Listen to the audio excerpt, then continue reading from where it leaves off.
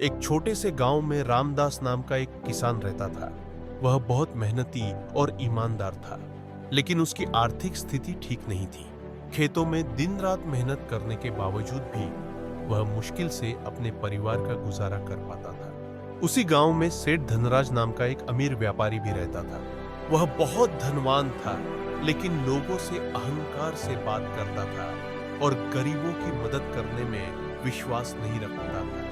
कर्म का खेल एक दिन रामदास बहुत थक कर एक पीपल के पेड़ के नीचे बैठा और सोचने लगा, मैं इतनी मेहनत करता हूं फिर भी हमेशा गरीब ही रहता हूं, जबकि सेठ धनराज बिना मेहनत के ही ऐशो आराम की जिंदगी जीता है। क्या सच में ईमानदारी और मेहनत का कोई फल नहीं?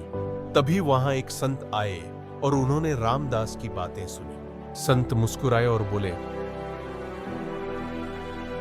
बेटा, महाराज, मुझे कुछ समझ नहीं आ रहा। क्या आप मुझे इसका कोई उदाहरण दे सकते हैं? तुम कुछ दिनों तक ध्यान से देखो, फिर समझ आ जाएगा। धन और कर्म का असर कुछ ही दिनों बाद सेठ धनराज के व्यापार में अचानक बहुत नुकसान हो गया।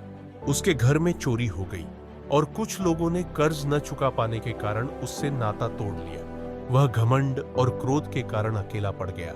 उधर रामदास को एक नए जमींदार ने अपनी जमीन पर काम करने का मौका दिया, जिससे उसकी आमदनी बढ़ने लगी। धीरे धीरे उसकी स्थिति सुधरने लगी और वह खुशहाल जीवन जीने लगी। रामदास को अब संत की बात समझ आ गई थी। असली दौलत मेहनत, ईमानदारी और अच्छे कर्म होते हैं। पैसा आता जाता रहता है, लेकिन कर्म का फल निश्चित होता है। धन से ज्यादा महत्वपूर्ण अच्छे कर्म होते हैं, क्योंकि पैसा खोकर वापस पाया जा सकता है, लेकिन बुरे कर्मों का फल निश्चित रूप से भुगतना पड़ता है।